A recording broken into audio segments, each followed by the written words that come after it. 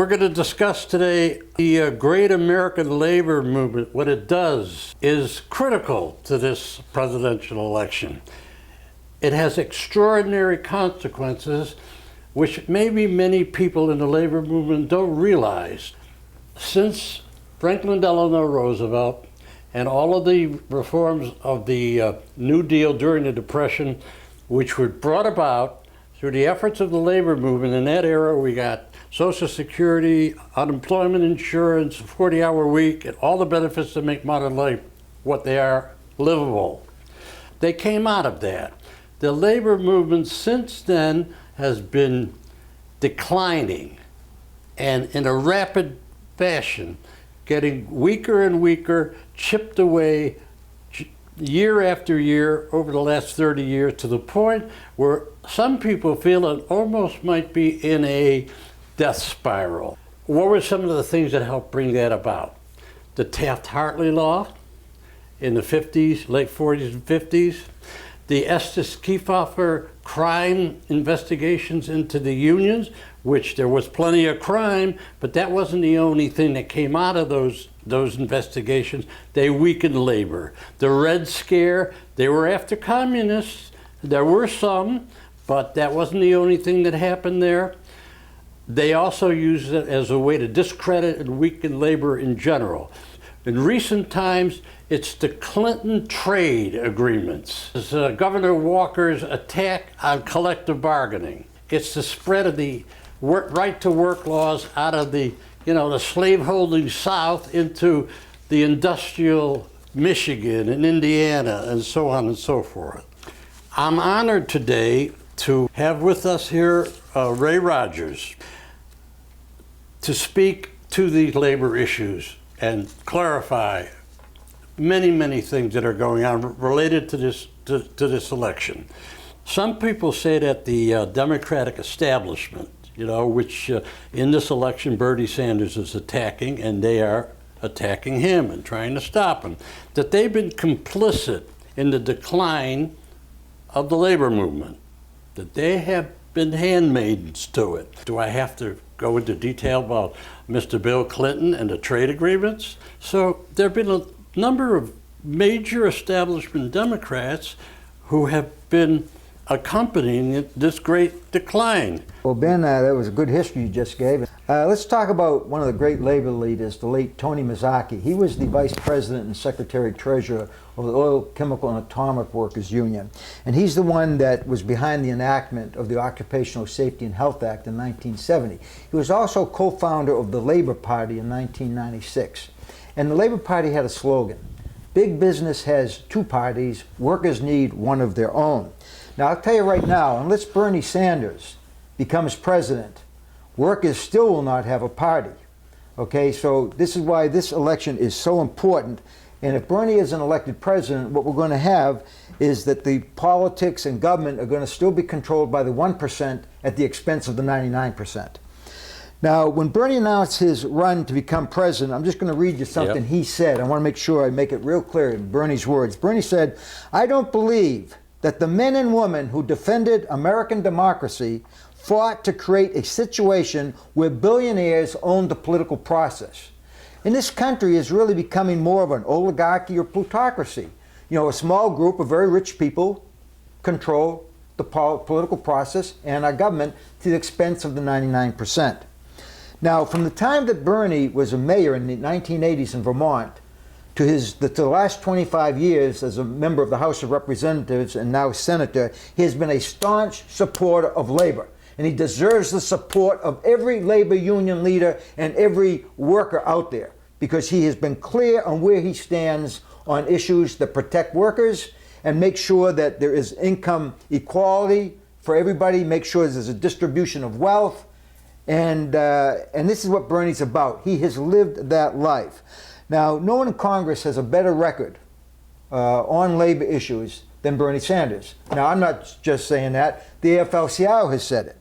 I also, when IBEW Local 1837, just before the New Hampshire primary, endorsed Bernie Sanders, and they endorsed him before the New Hampshire Democratic primary and the Maine Democratic caucus, okay? Because they represent members in Maine and New Hampshire. And Bill Tarillo, the president, the local president of this local, he said this of Bernie Sanders. He said, Bernie Sanders has a 35-year record standing shoulder to shoulder with workers and supporting the labor movement. We recognize the tremendous work that Senator Sanders has done supporting the right of unions to organize, fighting against unfair trade deals, and support of higher wages for working people. These are all things he's been a steadfast supporter of. And then President Tarillo said, Bernie Sanders has the best labor record of any presidential candidate in more than a generation. Now that's a lot to be said by somebody running for president by labor leaders around this country. Now, you mentioned international trade agreements. Where has Bernie stood on those? Well, we've got the North American Free Trade Agreement, we've got CAFTA, we've got what they call the PNTR with China, we've got the Trans-Pacific Partnership.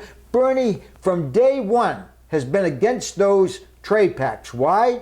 Because they send jobs outside the U.S., they bring workers down, not only in the U.S., but around the world to the lowest common denominator. I mean, they'd like to see us all in conditions, quite frankly, of being slaves to the corporations. That's what this is all about. And he's been steadfastly stood up against them. And let me just say again what Bernie had said about these partnerships is the Trans-Pacific Partnership, it was written by corporate America, the pharmaceutical industry, and Wall Street.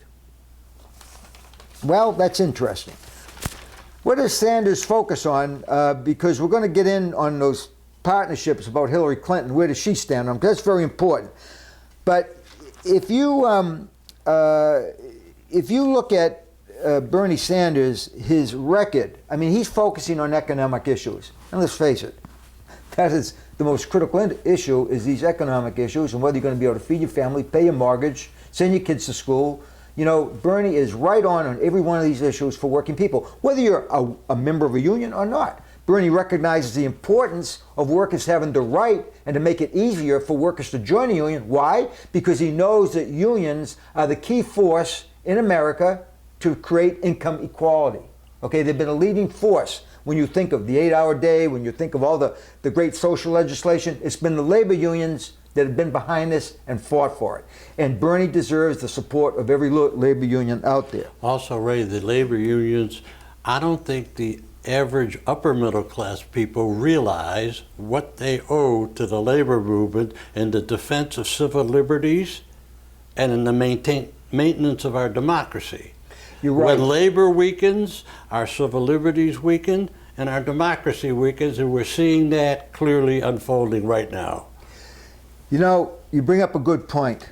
When you look at America and democracy, there are two key ingredients, whether we're going to have real democracy or we're going to have a plutocracy or an oligarchy. One is freedom of the press. Well, we all know what is happening with freedom of the press in this country. So much of it is controlled by the big corporations. And thank goodness for opportunities like this where somebody can at least get some airtime. Two key ingredients. One is freedom of the press. The other thing is free trade unions. Right. If we don't have free trade unions, again, we could end up with worse than just a plutocracy or an oligarchy. We could end up with a dictatorship. I mean, we have to have these balances in society. Right. And it's freedom of the press and free labor unions and strong labor unions, democratic labor unions, that are going to make sure that we have a democracy. I attribute some of the rise of Donald Trump and this fascist urge to the weakening of labor over the years. They're not unrelated. Yeah, no, not at all. In fact, let me tell you, when you think of Donald Trump, one, is he smart? Sure, he's smart. Is he a wacko? Yes, he is. Is he very dangerous? Yes, he is. And why is it important? You know, the labor unions that went and to back up Hillary Clinton at the beginning, when you look at Hillary's record, by the way, on labor, when you look at her in education, she is no great progressive that's out there fighting for labor or education. You got the big unions, the AFT, the American Federation of Teachers, the National Education Association, coming out for Hillary Clinton, never giving Bernie a chance. I think right now they're sorry because they're hearing from a lot of the members. The Service Employees International Union, why the hell are they backing Hillary Clinton? Okay, these unions, the American Federation of Government Employees, why are they backing Hillary Clinton? You know, look at their record. Look at Hillary's record in her time in government. Look at Bernie Sanders' record in his term in government. Look at their records outside of government. Who's the best person that's going to stand up and fight for workers, poor people, and the 99%? It's Bernie Sanders. I'm going to say right now that I would love to see these unions. I don't expect they're going to do it. Maybe they'll smarten up. That those unions that came out early for Hillary Clinton would rethink and say, listen, we're going to stand up and say we were wrong. We needed back Bernie Sanders. Why? You talked about the threat of Donald Trump.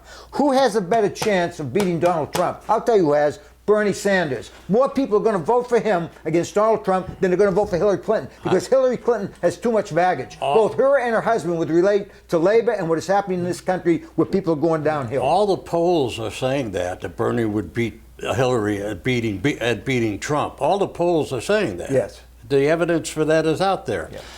I wrote an article. It was a brief endorsement. I wanted to get my word out at least to a network of about 60,000 labor leaders and activists around the country. So I sent out just a few paragraphs supporting, Bernie, and my piece was entitled "Labor Leaders for Hillary versus Bernie must be nuts." Okay, now I got a lot of people writing me back saying, "Right on," and of course I had a few labor leaders come out and say, "Who do you think you are to come out and say that we must be nuts because we're standing up for Hillary Clinton?" I stand by that. They got to be crazy. Okay, they got to be crazy. Nothing is going to change in this country with Hillary Clinton. That'll maintain the status quo. I wouldn't expect things to get better for workers. What about this, Ray? The CWA, the Communication Workers of America, they had a referendum. That's right. They had a vote of their membership. 85% of their membership came out recommending that the union support Bernie Sanders. That's right. And the union supported him. That's right. What about the UFT and some of these other unions? Well, let me just say that the CWA why don't they check out what their members feel? Well, the CWA has enlightened membership, and they gave them an opportunity to speak, and then they followed their instructions. All right, and I wish other labor unions would do the same. I know that some other key labor unions have support Bernie. The American Postal Workers Union, the Amalgamated Transit Union just came out, for Bernie Sanders. The interesting thing is there was a meeting in Las Vegas, okay, before the primary out in Nevada, and they brought in labor leaders. Randy Weingarten was there, Mary Kay, who was from the head of the SEIU, was there. Lee Saunders, the head of AFSCIO, was there. Others were there, and they actually, and they were meeting, from what I understand, in the Clinton campaign office, all right, and they were talking about, we're running into a little bit of a problem. A lot of our members are very upset that we came out, Hillary, and endorsed the campaign, your campaign, where we didn't give them any real input into the process. Now, I must say that there are a number of locals within these national unions that are coming out and they're saying, we don't care what our international union did, okay? Some of our union leaders ought to start thinking about what the rank and file thinks. We're going for Bernie Sanders. And we need more and more local unions around the country to stand up and do that, along with more national unions that stand up and say, we're getting behind Bernie Sanders. Go ahead and poll your membership. Lay out Bernie's record on labor and lay out Hillary Clinton's record on labor. And then ask your membership, who do you want to support? I don't think there'd be much of a... A lot of young people I've interviewed or met or know in the supporting Bernie Sanders, they're telling me that when they're out on the street passing out literature or campaigning for Sanders, and there's a work site, and there are a lot of workers working at that site, and they talk to them, they get overwhelming positive feedback for Bernie Sanders. Just ordinary working people that they engage on the streets of New York. So my impression from that and from the referendum at the CWA is must be putting these AFLCIO in a little bit of a political bind, because if they don't come out for Bernie Sanders and they come out for Hillary Clinton, I think they're going to be inspiring some wrath on the part of their younger rank and file. Yeah, I would agree, and younger and older, quite frankly. I mean, let me tell you, Bernie Sanders is also out there to protect Social Security. And for those of us who are a little bit older and maybe getting to Social Security, we realize that that is one of the most important programs that was ever created in this country. okay? And we need to make sure we got something that's not only going to protect it, but also promote it and make it even better than it is today. But I think the AFL-CIO certainly has made a very smart decision. They're waiting to see what's going on in the primaries, and I would expect them to continue doing that. And so you know, plaudits to the AFL-CIO. You know, let your local labor councils out there, all the local labor unions, let them discuss and debate who they think is the best candidate. And then, you know, after the primary, you decide whether you're going to go with the Democratic candidate or you're going to go with Republican. And again, whether it's Donald Trump, they're all wackos on the other side. But again, those wackos, because of the anger of people out there at the establishment, okay, the people within the Republican Party, and quite frankly, Hillary Clinton represents the establishment, as did her husband Bill Clinton, okay? The anger out there is going to seek change. And the only real change that's going to come about, I think, in this presidential election is either Donald Trump or Bernie Sanders.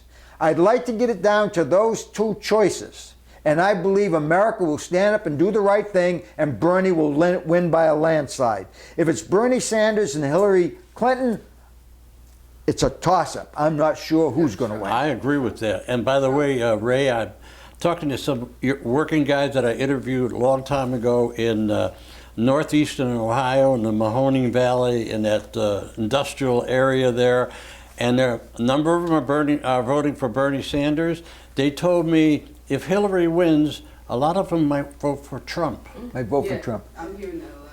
Yeah, well, I tell you, unfortunately, I'm hearing that myself. But you know, I'm also hearing a lot of people say, not that only they vote for Trump, but there is maybe even many more that say, I won't vote. I won't vote. And I say to those people, look, if you don't vote, vote for the Green Party. Okay, at least put your vote somewhere that you're making a statement. But vote. Get out there and vote. Okay, let's look at Hillary Clinton a little bit. Okay. Why should we be concerned about Hillary Clinton? All right, along those lines, I have a question for you. Okay. I'm sure you've noticed that Bernie Sanders is calling for bold action to head off the crises we're facing. And while Hillary Clinton is asking for gradualism instead, could that gradualism just be a rearguard action to protect the oligarchy? You know what? I'm going to answer that question just like Bernie would answer it. Yes. That's it. You know, I don't have to say any more about that. And let me explain why. Okay. Let's take a look at Hillary Clinton right now. And by the way, I would love to see a woman president. I made that very clear when I sent out my piece to people all around the country supporting Bernie versus Hillary. I would love to see a woman president. No question about it. But not Hillary Clinton, okay? Not Hillary Clinton, right, now, not Eva Perón. Let's take a look at it. Let's get right inside the Hillary Clinton machine at the campaign. Who's her campaign? Last I knew, her campaign treasurer is a fellow by the name of Jose Villarreal. All right? Now, how many people ever heard of him in this campaign? Pretty much probably none.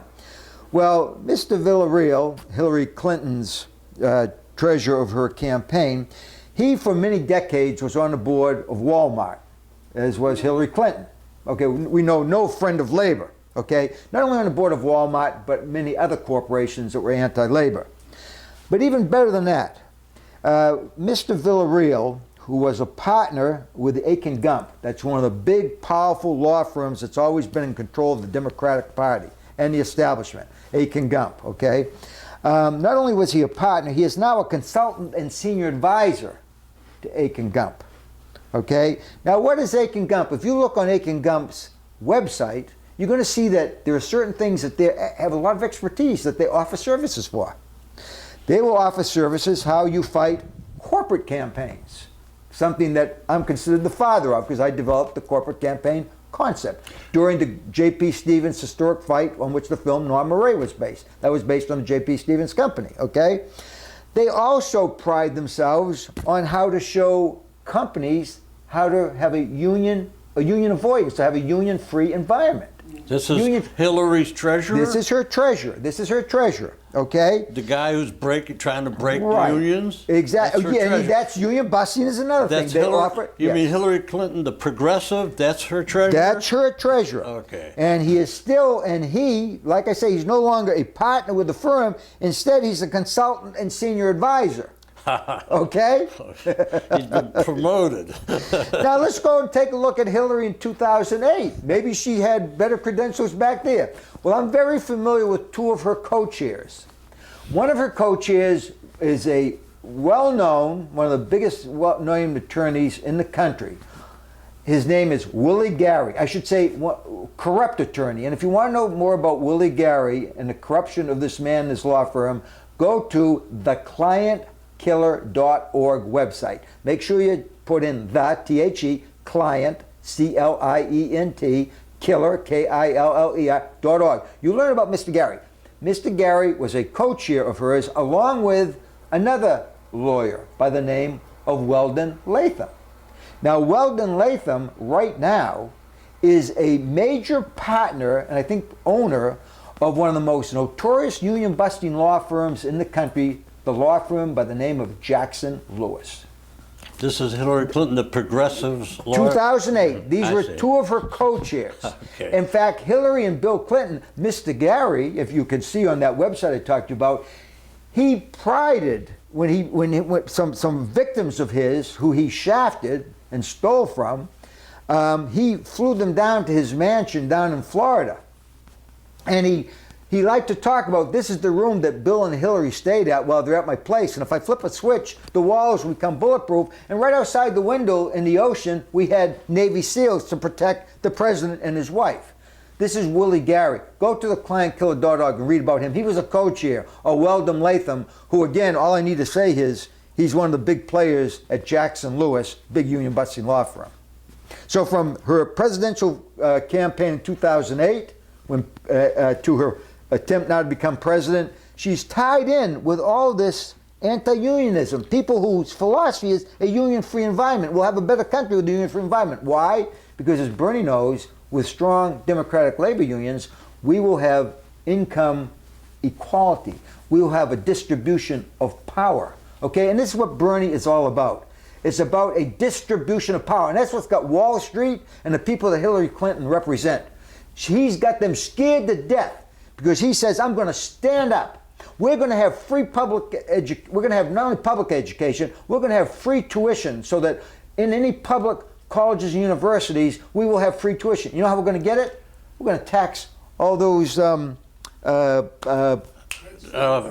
stock speculation. yeah, stock transactions, stuff. Right. All these Little transactions, tax on right? each transaction. Yes, my mind. Yeah. That will hardly break them, you know. Yeah, it will But hardly make break a them. huge amount of money But for everybody just else. imagine all the kids from poor and working families, okay, that can now get a college education. Right. I tell you, I went to an inexpensive college called the University of Massachusetts, and thank God, I would have much rather gone there than Harvard or Yale, okay? And believe me, we need public education, and Bernie, a lot more than Hillary Clinton, stands up not only to improve public education with programs for children from the moment they're born and taking care of the mothers and everything, and the progression of child care and early childhood education. He's lived this. This is what he's about. This is not what Hillary Clinton is about. Why is the AFT, why is the NEA supporting Hillary Clinton and not Bernie Sanders? And thank goodness the rank and file, much of the rank and file is not. But there's a lot of rank and file out there that'll go the wrong way because they're looking at the leadership for leadership and they're not getting leadership. Don't they know what you just said about some of the operatives for the Clintons that are union busters? Are you the only one in America who knows that? Well, you know, if I was the head of the unions that came out for Hillary Clinton early on, they should have done their due diligence, they should have done their research, and they should have said, wait a minute, we're not going to improve conditions. We're going to still have a divided society. The rich versus the poor, 1% versus 99%. Actually, the 1%, even then, I think it's maybe a half of 1%. I mean, the 99%, I think, maybe even be bigger than that. Yeah, it's one-tenth and it's sad. of 1%. Yeah, look, we're doing this interview here in New York City.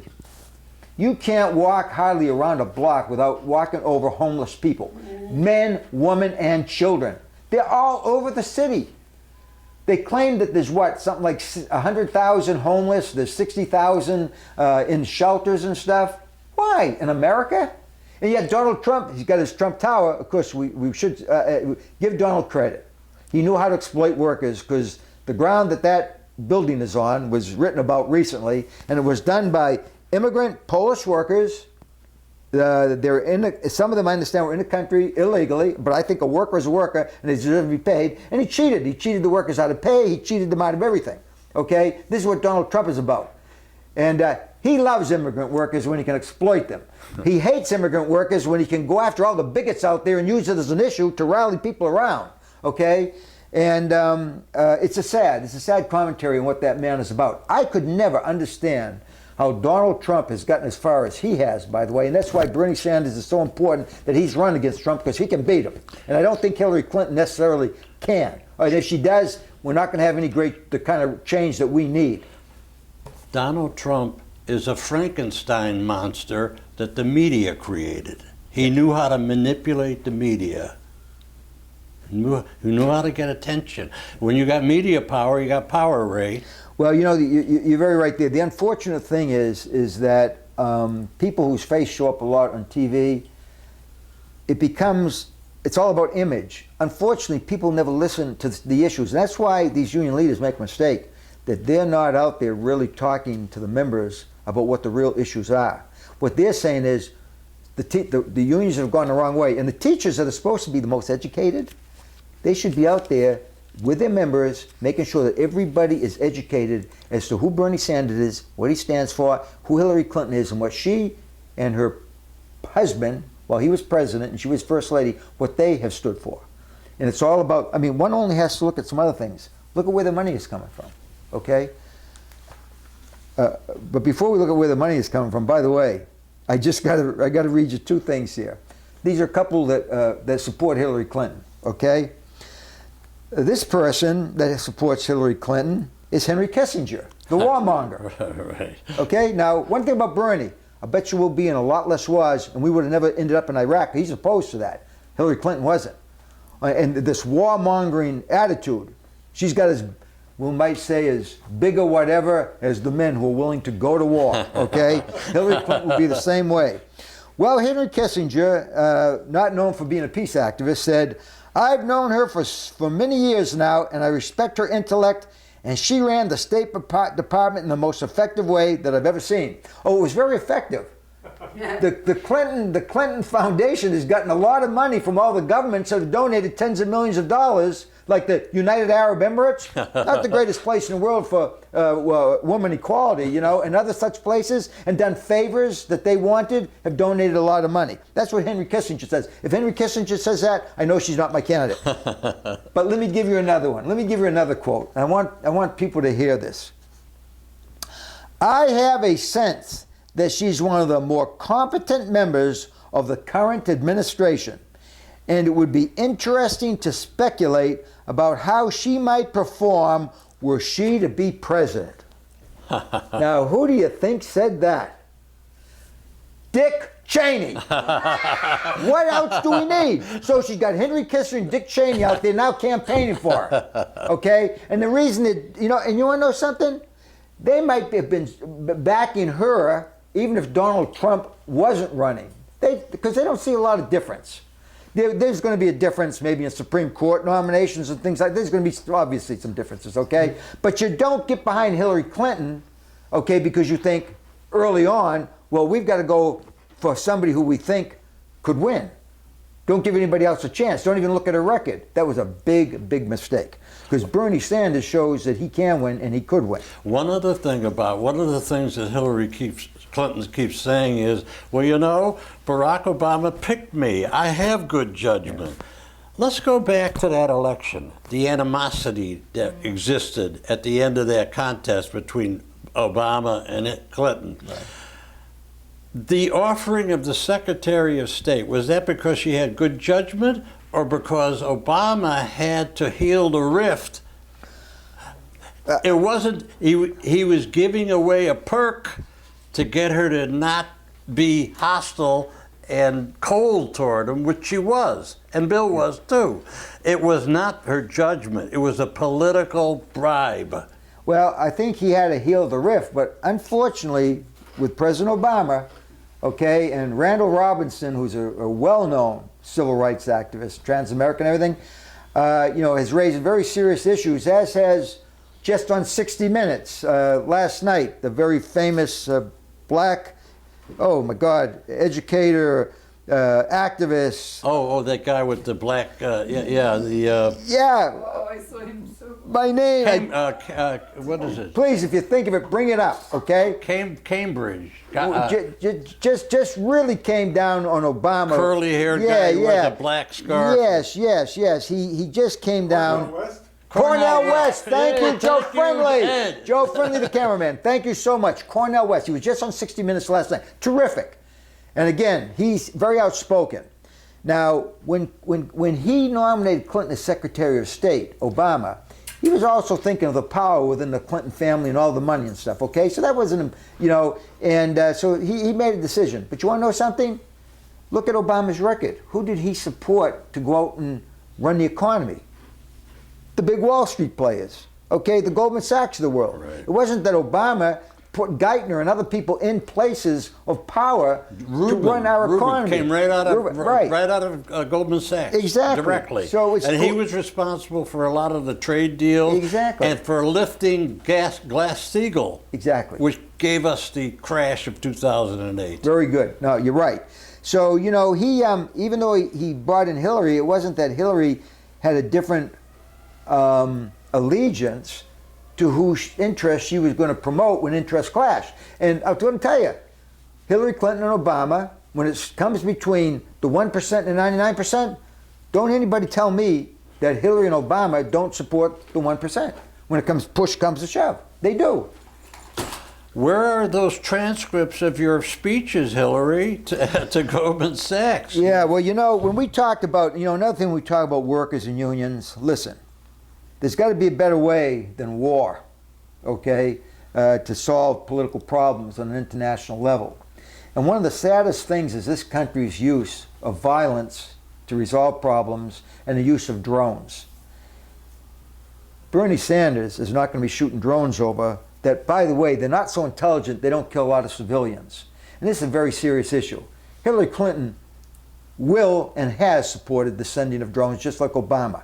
We don't need this kind of mentality in the presidency of the United States if this world is ever going to turn the mess around, whether it be the war establishment or it be concerns about climate change. We need somebody in there from day one.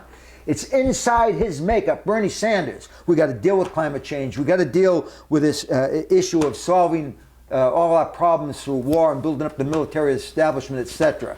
Okay, and particularly on the backs of poor people and workers. Another thing about Hillary's getting this African American support. If I know you've looked into it a little bit, some issues there Yes. about that support, and maybe there's something that should be more well known about her role in that community. Well, let me first of all let's talk about Hillary for a minute. Okay, on Hillary, all right. Before I do it, let's talk about Bernie, because why is Hillary getting all the black support? Why? Because too many of the establishment black leaders have supported the establishment, and that's Hillary Clinton. Okay, but let's look at Bernie's record with respect to the black population or even the Latino population. Okay, not those who are members of the establishment. Okay. Bernie was active in the civil rights movement as a student organizer for the Congress on Racial Equality and the Student Nonviolent Coordinating Committee, well known in the student movement at that time, standing up, fighting for the civil rights. In 1962, a lot of people may not know it, but while Bernie was at the University of Chicago, he led a demonstration and an occupation of the administration building because at the University of Chicago, blacks and whites were not allowed to live in the same dormitories. This was in 1962, okay? And so then they occupied for weeks, okay? And that was Bernie Sanders, the young Bernie Sanders. And he made a statement at that time before a crowd, and Bernie said, with respect to the University of Chicago, discriminating, not allowing blacks and whites to live in the same dormitories in 1962 while he was a student, we feel it is an intolerable situation when Negro and white students of the university cannot live together in university-owned apartments. That was Bernie Sanders, well ahead of his time with many people. And, and after participating in the 1963 March on Washington, Bernie was arrested for resisting arrest during a demonstration against desegregation in the Chicago's public schools. I mean, he has a history. Way back there in the civil rights movement, he was out there, okay, standing up for civil rights. And like I say, his history is being involved not only in the civil rights movement, but very active in the anti-war movement. He also supported Jesse Jackson in his bid for the presidency, and he got Vermont to vote in the primaries Yes. for Jesse Jackson. Yes, and I'll tell you something else that Bernie does. He's calling for real reform in our criminal justice system. All right? Now, this is another real issue between Bernie and Hillary, and why the minority population didn't understand what Bill Clinton started and what Hillary's carried on. The prison industrial complex, okay? We have now an industry of private prisons. Bernie wants to end private prisons for profit, all right? Why? Because laws were created under the Clinton administration, okay, that helped to send more and more, mostly black and Latino people to prison for offenses, for nonviolent offenses. They did it around drug offenses, and so many people have been thrown in prisons and 3 strikes and you're out. That's fine for violent offenders. But we've got so many people, mostly black and Latinos, that have ended up in prison and built up this big prison industrial complex. Now, would Hillary want to shut them down? Well, Hillary Clinton gets a lot of contributions from GEO and the, what do they call it, the corrections corporations. The private prisons Yeah, are giving her a lot of donations? Yes, the two big private, the GEO Group and the Corrections Corporation of America. They have they given Hillary a lot of financing, and Hillary and Bill, through their policies, have made sure that there's plenty more people going to prison, and I guarantee you, it's the minority population that's being, you go into any of our prisons, you'll find that it's mostly minority population. And you know, Randall Robinson, whether it's Randall Robinson or Ray Rogers talking about this, again, Randall Robinson is a big name out there as a civil rights leader, okay? And, you know, he has made it very clear that the Clinton administration, he's tried to point out, they've gone beyond the pale, which has caused more and more, you know, black citizens to end up in prison. And I'll say black and Latino citizens ending up in prison. So this goes all the way back from Hillary Clinton in 1994, when she was calling for the need for more police and the need for harsher prison sentences and the need for more prisons. And then they come up with policies again. Again, I'm all for 3 strikes and you're out. You're a violent offender, maybe 1 strike and you're out. But again, they created a situation for nonviolent offenses, and even in many respects minor offenses, putting people in prison rather than realizing if you have a drug addiction, that's a health problem. And Bernie's made it very clear. We're going to have more institutions that are going to help people get off drugs rather than stick them to prison, have them go to prison, come out more of a criminal, probably get involved in drug trafficking themselves, plus go on drugs all the more.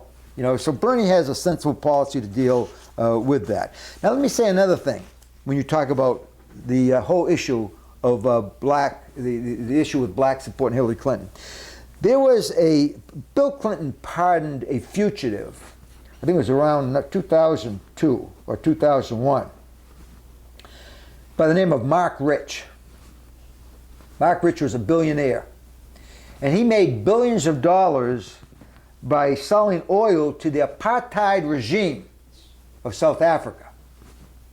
He did a lot of other really bad things too, okay? Bill Clinton pardoned this man. I can tell you right now, and I'm not saying this, I read a lot, I read articles, but Mark Rich, I think, died around 2013. But his family and his colleagues and the people around him are still donating big money, because they're part of the establishment, still donating big money to the Clintons and the Hillary Clinton in their campaign, okay, and to the Clinton Foundation. The Clinton Foundation is not, the Clinton Foundation, I'm sure, has done some decent work. But believe me, that foundation is protecting the family wealth, growing the family wealth, growing the family political power, okay? There's some real questions on its record keeping, okay? And where all the money is coming from and what the people are getting back for what they're donating to the foundation. And again, I'm talking not only about big corporate executives, but also governments that really have very questionable human rights policies. You know, when you look at where people are getting their money from, that says a lot in politics. And Bernie has gotten his money from millions of donors, like myself, who has donated $27. I'd like to donate a lot more, but I said, I'm getting my $27 in there. All right, so I did, all right? So I happened to look at there was a great article done, and it talked about Hillary and Bernie and where the money is coming from. And they did a past 30 years, the donations. So here's where top 10 donor lists for Hillary. Well, it starts out with Citigroup. Over the last 30 years has given her almost $800,000, as has Goldman Sachs. And I can go down the list, but there's billions and millions and millions of dollars. So I'm sorry, I said about $800,000, right? Okay, I want to make sure I didn't say million. $800,000, okay. So the big banks, is 10 of them. And they're all the big financial players that have given Hillary all this money, ranging from almost $800,000 down to a pittance about $400,000. Now, where do Bernie's 10 top monies come from in the past 30 years?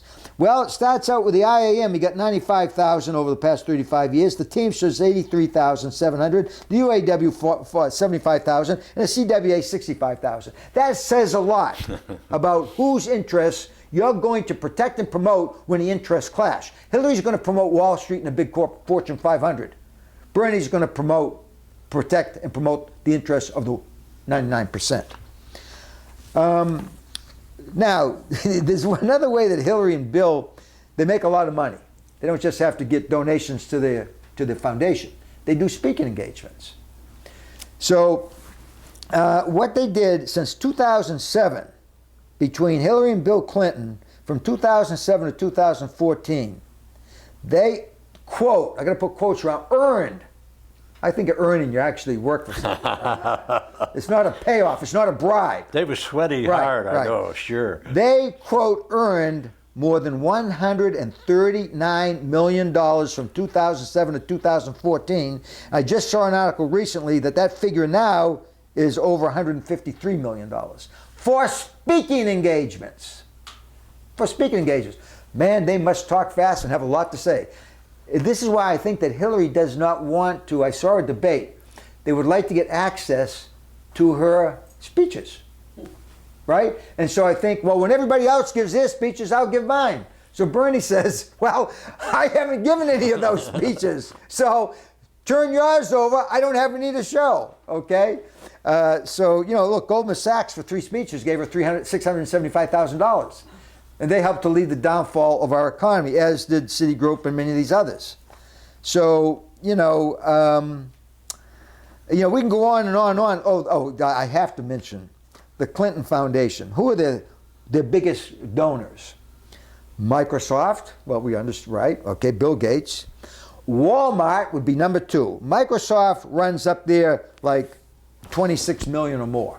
Okay, Walmart and the Walmart Family Foundation, anywhere, because they do it, and they don't give the exact amount. Wasn't she on the board of Walmart? Yeah, she was on the board of Walmart for years. Oh yes, right. The anti-union. Very anti-union. Okay, so our progressive right lady there. So what they do is they give how much money a load to it. They give a range. Thank you, a range. So the range from Walmart ran from $2.25 million to $10.5 million. Okay. Coca-Cola gave from $5 to $10 million. Then Dow Chemical and Pfizer gave millions, as did Chevron. Now, I want people to understand when they think where her allegiances are. And I know something about Chevron and Coca-Cola. There is a thing called the Campaign to Stop Killer Coke. People might want to go to the website killercoke.org about the horrible human rights abuses, let alone the use of massive illegal child labor, harvesting sugarcane for the sugar processes, to the fact that they aggressively market to children products that they know. This organization is something you started based on the murder of labor leaders in Colombia. In Colombia, right, in Guatemala. And but the other thing that Coke is very much involved in is aggressively promoting to children, even though they say they won't, is products that they know fuel the childhood diabetes, obesity, high blood pressure, tooth disease epidemics. Okay, they know it, but they're out mass. Okay, now. if you drew a triangle, you could put Clinton's, Chevron, Coca-Cola, because they're all tied together very intimately. Just a few little things. Not only does Coca-Cola give a lot of money over to the Clintons, into the foundation, and they had one of their top senior executives leave Coke to help get Hillary Clinton's campaign kicked off for three months to donate her time. Really? Okay, she has since now actually gone somewhere else, but so Coca-Cola had the hand in that. Chelsea Clinton is on the board of IAC Interactive, which is Barry Diller's company. Barry Diller is on the board of Coca-Cola. Chelsea Clinton is on the board of Barry Diller's corporation and gets paid $300,000 just to sit on the board of directors. Okay, I'd say that's pretty tight. Coca-Cola's former Senator Nunn, a Democrat, a Southern Democrat, not one that I'd ever vote for, right? On the board of Coca-Cola. He was on the board of Chevron for many, many years. Okay, he's still on the board of Coke. He stepped down from the board of Coca-Cola, but what Coke has now is one of the senior executives who sits on the board of Chevron. So there are those close ties with top executives and board members of Coca-Cola and Chevron. Now, what is Chevron so well known for? For destroying much of the rainforest in Ecuador. And look, this is a big issue, but let me tell you something. Hillary Clinton had gone out of her way as a Secretary of State to say nice things about Chevron and not about what, in fact, undermining them being held accountable for what they have done, Texaco and Chevron, which Texaco became a part of Chevron, for what they did in the rainforest in Ecuador that has literally the health consequences to tens of thousands of people and the destruction of their way of life. And it's still there. They've never cleaned up these 1,000 oil pits. Okay, so those are just some of the things that evolve in the Clinton, Chevron, Coca-Cola. They're very intimately linked, not only through interlocks of board members and senior executives, a history of this, but also in the flow of money and also making sure you protect their interests. And Hillary Clinton is out there protecting the interests of Chevron and Coca-Cola, and they're standing up for Hillary. Ray, it's something. Okay, I'd like you to describe some of your experiences, some of the battles you've been through, some of the personal anguish that you had to go through, such as the Hormel Strike, out there in the cold and everybody after you, putting you in jail. And let's hear a little bit about that, Ray. Fill us in. Well, I'm going to start out, first of all, when some of my labor history was that I had created new concepts of challenging powerful corporate financial entities. And first I did it in helping to really bring an end to a big struggle with a company called the Ferris Slacks Company. And this was back in the 1973-74. I created a whole new concept that I tried to get Cesar Chavez to go with in organizing a large-scale boycott. I was very effective. And then I got involved in the big J.P. Stevens campaign with the Amalgamated Clothing Textile Workers Union. And as part of that campaign, I forced the resignations of CEOs from the big banks, manufacturers, Hanover, New York Life, J.P. Stevens Textile Firm, Avon Products. You had these CEOs, never happened in history. This was real muscle labor was showing. Nobody could understand it. They were taking down Wall Street, taking down the big corporations, okay? And after that, it was like, would I be the darling of the labor movement? Well, I would be if I could be controlled by the labor movement, okay? There was a big effort, by the way, by big corporations, the big auto companies, the big oil companies, Exxon, GM, Ford.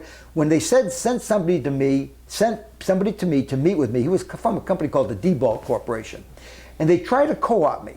They said the heads of these companies want to sit down and meet with me because I was all over the news forcing these resignations during this campaign, the kind of muscle that the labor unions were showing, and that they'd like to sit down and talk to me because I had such a great ability to relate to workers. And I sat there and I thought, I had 3 meetings with this person. And I finally said to him, you want to know something? I don't think I want to meet with him, and I'll tell you why. The only reason they want to meet with me is not to bridge the gap and do more for workers and poor people. They want to co-opt me, so I'll be a spokesperson for them. And I'll use my talents against workers and the poor rather than for them. And I said, no, that meeting's not going to take place. There was another effort to co-opt me. There's another long story when I got a free trip to England to become part of a big meeting to focus on the problems of the poor. And you had these heads of state, you had senators and members of Congress from the US, and there was me. There were 40 people like the UN. And when I stood up and said, I got one problem before we get started, out of 40 people here, they're all white except for one, and that's the one woman that's here. 39 white men, one woman who's from Pakistan, I think, or India. There's something wrong here. I never got invited back. Okay, but you asked me my struggles at the Hormel thing. I stood up against... Some of that was physical. Well, physical and vicious. I was the only person since the 1920s that got arrested and jailed for criminal syndicalism. Okay? And it turned out I went on a 5-day hunger strike and lost 12 pounds in solitary confinement in Austin, Minnesota. And as it turned out, that law that they arrested me and jailed me on was declared unconstitutional. It was off the books in federal, in federal courts, but it was still on the books in Minnesota. So my slate was clean. So the day that they declared that unconstitutional, I was arrested again and put in jail for another 5 days on trumped-up charges. And again, I was proved that I was not guilty of the trumped-up charges because they were trying to get me out of this big labor dispute. When the Hormel workers so-called loss, and I put quotes around loss or dispute, I would say that they were up against the greatest forces probably any small local of 1,500 were ever up against. The big, powerful meatpacking company, Hormel, couldn't beat them. Bringing out the National Guard couldn't beat them. The local and state police couldn't beat them. I'll go on down the list. The fact that the AFLCIO at leadership and the leadership of their own international union at the time, the United Food and Commercial Workers under Bill Wynn, they did everything they could to destroy that local and my organization.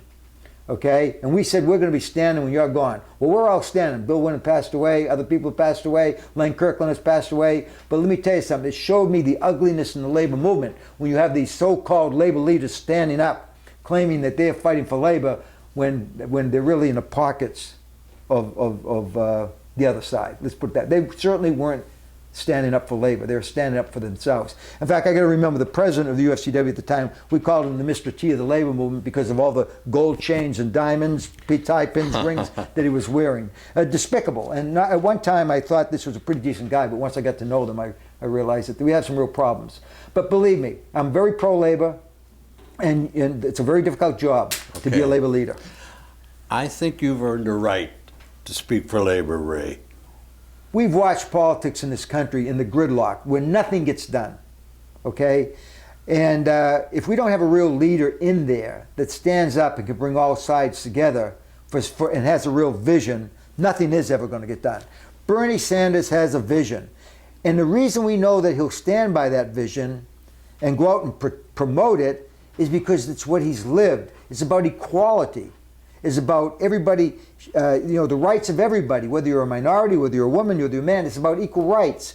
It's about pay equity. It's about the distribution of wealth and therefore the distribution of power. That's what Bernie's about, and that's why we need to get this man. What an opportunity. We have an opportunity in history like we haven't had maybe since the Franklin Delano Roosevelt days. We have an opportunity in history to put somebody in the presidency that can cause real change, the type of change that this country and this world needs.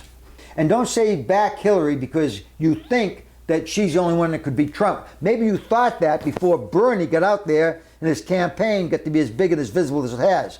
But you had an obligation to look at who the candidates are and what their records are. Hillary Clinton's record for labor is, in the 99%, is not good. Bernie Sanders' record for the 99% from day one, it's a part of his body, a part of what he is. That's the person we should be supporting. Don't even give Hillary Clinton a consideration if you believe in standing up for the 99%. Ray, thank you so much for coming on and letting us know what's on your mind here and your message for working people out there. We all appreciate it very much. Ben, I want to thank you, and I want to thank Joe Friendly for this opportunity. Yes, thanks, Joe.